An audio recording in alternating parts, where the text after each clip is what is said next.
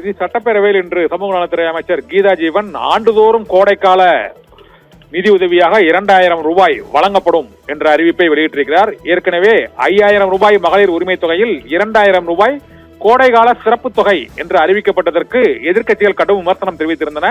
அதே விமர்சனத்தை இன்று எதிர்க்கட்சி தலைவர் எடப்பாடி பழனிசாமி பட்ஜெட் மீதான விவாதத்தின் போது வைத்தார். அப்போது அதற்கு பதிலளித்த அமைச்சர் கீதா ஜீவன் இனிமேல் ஆண்டுதோறும் கோடைக்கால சிறப்பு தொகையாக 2000 ரூபாய் வழங்கப்படும் என்ற மிக முக்கியமான அறிவிப்பை சட்டப்பேரவையில் இன்று அறிவித்திருக்கிறார்.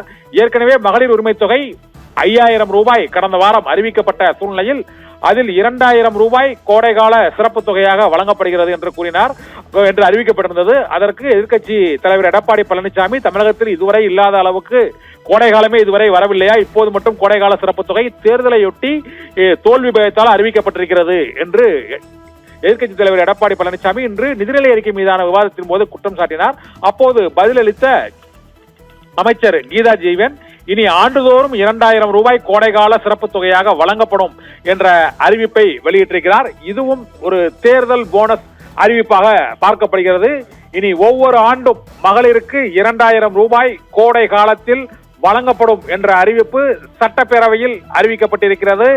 மகளிர் உரிமை தொகை 5000 கடந்த வாரம், இன்று கோடைகால சிறப்பு தொகை மகளிர் உரிமை தொகை 2000 ரூபாய் ஆண்டுதோறும் கோடை காலத்தில் வழங்கப்படும் என்ற அறிவிப்பும் வெளியிடப்பட்டிருக்கிறது.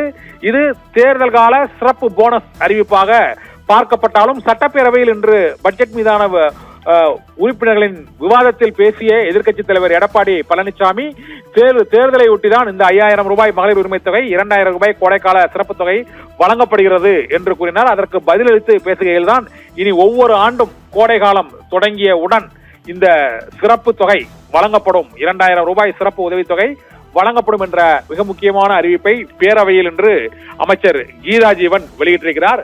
நாளை எதிர்க்கட்சி தலைவர் எடப்பாடி பழனிசாமியின் பதில் உரைக்கு நாளை முதலமைச்சர் நிதியமைச்சர் தங்கம் தென்னரசு அல்லது முதலமைச்சர் மு.க. ஸ்டாலின் அதற்கு பதிலுரை அளிப்பார்கள். அப்போது மேலும் பல்வேறு அறிவிப்புகள் வெளியிடப்படலாம் என எதிர்பார்க்கப்படுகிறது.